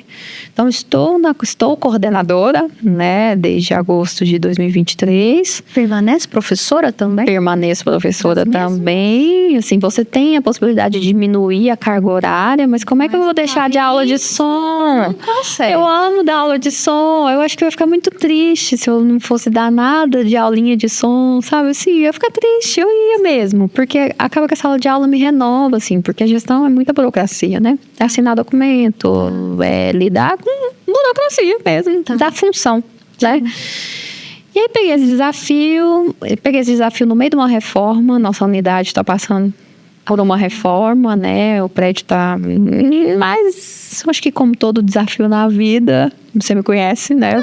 Falei assim, bora e vamos fazer da melhor, aquela coisa igual do Marcas d'Água, né? Vamos entregar o melhor, o que for possível nesse momento, nesses anos, né? O que eu posso. E é o que eu tenho tentado fazer, assim,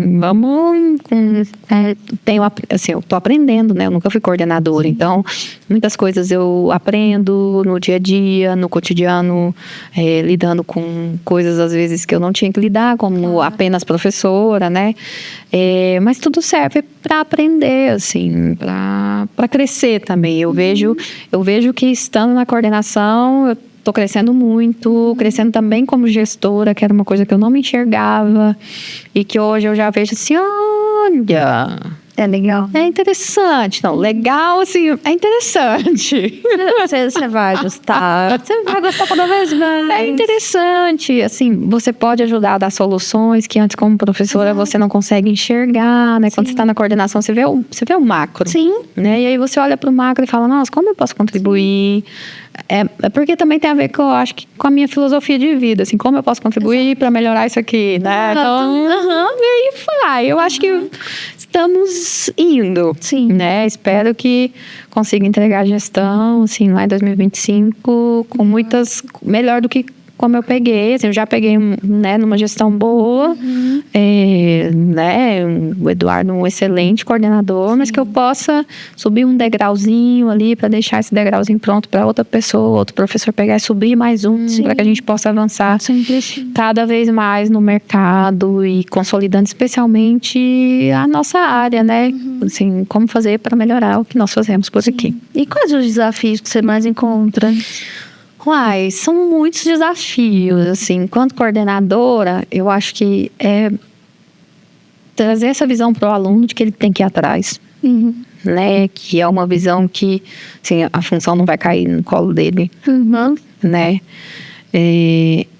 essas dificuldades de mercado, porque agora como coordenadora, eu já via um pouco isso como professora, mas eu falo assim, gente, as pessoas estão indo embora, não fica. Essa coisa assim, sabe? De vamos fazer algo para que a gente possa ter um mercado sólido aqui. O que a gente pode fazer para deixar isso mais sólido? Sim. Né? Que as pessoas possam viver, de fato, do audiovisual. Sem ter medo, né, de um futuro. Exato. Eu acho que o maior desafio de todos, e aí esse não é só um desafio enquanto coordenadora, porque eu estou lidando com alunos que estão se formando, que estão entrando no mercado, mas eu acho que é um desafio para nós, assim, no mercado. O que podemos fazer para nos consolidar enquanto um local sólido de audiovisual? Exato. Né? Exato. Acho que estamos no caminho. Sim. Né? Temos trilhado um caminho, estamos no caminho. Mas eu acho que daqui a alguns anos, eu quero daqui a alguns anos olhar para trás e falar, nossa, olha o que a gente fez. A gente já olha e fala muita coisa, mas eu acho que mais do que isso, sabe? Eu lembro muito de uma fala da Dani Fiuza, que ela fala assim, Isa, ela é muito esperançosa, né? Eu quero olhar daqui um ano e ver todos esses projetos que estão saindo com a Lei Paulo Gustavo, tudo isso que vai virar, porque é muita coisa. E aí o tanto que isso vai renovar, sabe? E eu fico pensando, sabe? É muita oportunidade. Sim. E a gente precisa caminhar junto para que essas oportunidades floresçam. Sim. Né? E eu acho que essa palavra junto, ela é muito importante, assim. Me incomoda muito, às vezes, ouvir no mercado de que, vou falar da minha área, porque eu ouvi isso de muitas pessoas, não foi só uma pessoa. Por que você vai ensinar som para alguém, você vai tomar seu lugar? A concorrência, né? Assim, como se não tivesse... Eu não consigo enxergar isso. Assim? Sabe? Como assim que você tá faltando esse tanto de gente? Não tem como alguém tomar um lugar, tem espaço para todo mundo. Sabe?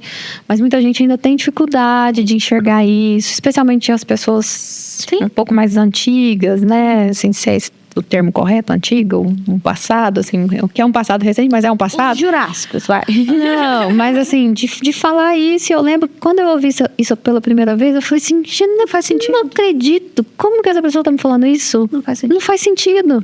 Exatamente. Mas aí que tá, você tem cabeça de professora, né? Você entende e você tá no mercado. Você sabe que falta demais. Dá até um desespero, às vezes. Falar assim, gente, vamos fazer 3 filmes em Goiás, bora. Cadê o povo? Tô aqui. Tô aqui. É desespero. E cada vez mais desesperadinha, assim.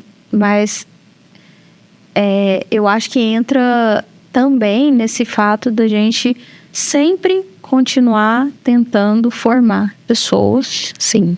E eu acho que a UEG tem um papel fundamental nisso. Sim. E eu acho que a gente precisa realmente facilitar essa questão de cadastro de alunos que tem interesse. Ó, eu já tenho um banco de oportunidades, tá? Quem quiser vai estar no site da UEG. Tem mesmo? Tem, sim. Nós acabamos. Eu acabei de fazer. Pode divulgar no Instagram. Todo o Instagram da Amanda, de quem quiser, assim. A gente tem esse material, os alunos se cadastraram. E aí, esse primeiro material é de alunos que estão agora no curso. Tá. E aí, muitos egressos me procuraram. Thaís, vamos fazer um de egressos? Ótimo. De pessoas que já se formaram também, Já tem para ter experiência. um outro banco de dados de pessoas que já se formaram e têm essas linhas, né? Que não seriam estagiários, alguma coisa assim nesse sentido. E é fácil de uma empresa contratar como estagiário alguém da UEG? Super tranquilo. Hoje o sistema é totalmente automatizado, né? E digital, né? Então, a gente precisa dos dados da empresa, que é CNPJ, né? Informações básicas. Aí nós temos os professores que são orientadores de estágio, que são meus colegas. Então, eles pegam esses dados, cadastram no sistema, a coordenação aprova, né? No momento eu aprovo e esses documentos já vai para que as empresas assinem digitalmente também. Então é muito tranquilo. E é fácil, assim, né? Já pensando em outras coisas, é fácil uma escola ter um monitor de audiovisual da UEG? Sim, assim, Escola estadual. temos que ter um projeto, né, assim, um projeto com professor, orientador e tudo mais, né? Se a escola conseguir oferecer estágio remunerado, melhor ainda. Se ela não conseguir, aí tem a opção de estágio não remunerado. Que conta horas, né? para esse estudante. Que conta horas para esse estudante. Então, existem todas essas possibilidades, elas existem. O negócio é que uma maioria dos nossos alunos, assim, esse é um dado até interessante de contar, conseguem estágios já remunerados. Sim. Porque a demanda por profissionais de audiovisual é cada vez enorme. Maior. Né? Quanto que tá um estágio? Existe uma média? Não sei te informar uma média, assim, né? Até porque os valores vão mudando e tal, mas depende do que o aluno vai desenvolver, quantas horas trabalhadas por semana, se é todo dia, se tem home office. Não. Então, assim, existem muitas variáveis, né? Mas existe uma lei básica de estágio, que ela é nacional, né? Então, todo aluno... Não sejam explorados. Exato. Todo estagiário, ele tem que ter seguro, né? O seguro do estágio e tudo mais. Então, tudo isso... Horas fixas. Tem horas, né? Tem as horas certinhas, que são horas de estágio. Então, tudo isso a gente segue a Lei Nacional do Estágio. Beleza. Tá. E mesmo se a universidade entrar em greve, coisa... O estágio continua. Continua. Nossa! Ai, Thaís, estou muito feliz. Eu tô. Gente, a Thaís, ela é uma grande amiga. Pra vocês terem ideia, ela é madrinha dos filhos, então, tipo, eu tô muito em casa. Anos. Sim, eu também. Me senti muito à vontade. E agora, minha amiga, a gente vai pra parte final. Thaís, assina meu Mega, por favor. Assina, claro. Pode ser fora, pode ser dentro, pode ser onde você quiser. Porque eu passei a minha vida inteira querendo um megafone. Porque eu nunca consegui gritar. Aprendi a gritar depois que eu fui mãe. Mas do 7 nunca consegui. E agora eu tenho um megafone num podcast que eu tenho que falar baixo. Coloquei um coração. Obrigada. Ai, Thaís, um prazer te ter. Ai, eu que agradeço. Eu sou muito feliz pela sua amizade, pela sua vida. Tenho muita gratidão a Deus por... eu fico emocionada, assim, de colocar pessoas tão especiais no meu caminho como você, né? Então, a gente já produziu tanta coisa legal junto, a gente já fez muita coisa, de tudo um pouco, de série, filme, podcast, né? Tudo. E eu tenho muito, muito orgulho da sua trajetória, né? Que bom que você está com esse podcast, que a gente possa ajudar também a construir mais ainda e fortalecer essa história do cinema feito em Goiás. Essa é a ideia. E eu queria muito te agradecer pessoalmente, porque a Thaís, ela é dessas amigas. E vai fazer chorar, quer ver? Eu tô aqui com a minha...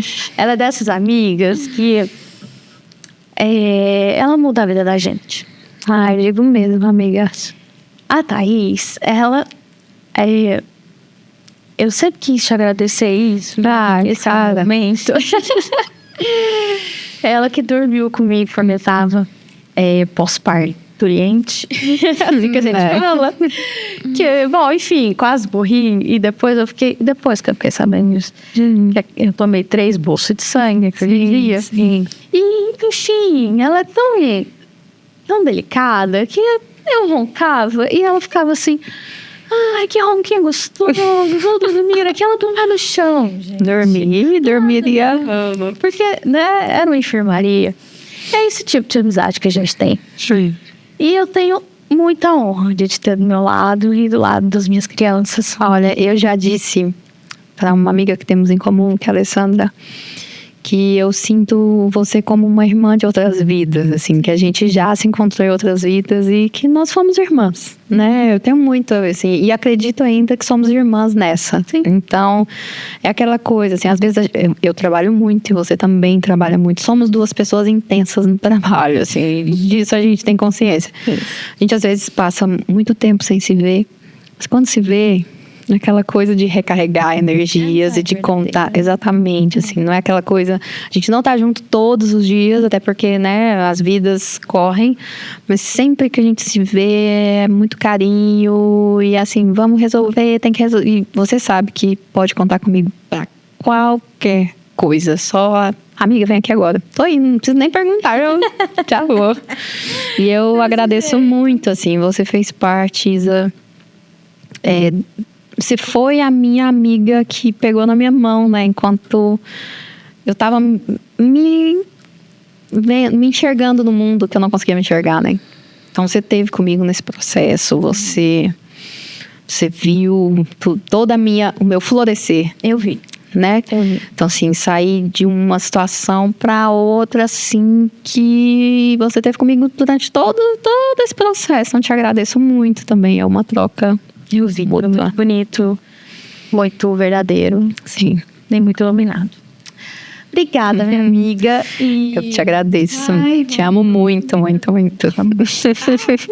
Ai, gente, tá vendo? Gente, encontrar os amigos do podcast é muito bom demais. E amigos que o cinema nos dá, né? Sim. Nossa amizade, ela é também do cinema. Se a gente não construir vínculo num set, eu não sei onde a gente vai construir. Exatamente. Então, hoje a gente conversou com a Thaís e eu agradeço muito novamente, minha amiga. Eu agradeço que esse projeto tenha uma linda continuidade, que seja a primeira de muitas temporadas, porque a gente tem muita história para contar, né? Sim. São muitas panorâmicas audiovisuais. São muitas pessoas e cada vez mais a gente precisa ouvir a história de cada um, né? Que cada um tem um percurso. E eu acho que é muito potente mesmo a gente ouvir a história do outro para se reconhecer também, né? Então, até a próxima semana. Tchau, tchau.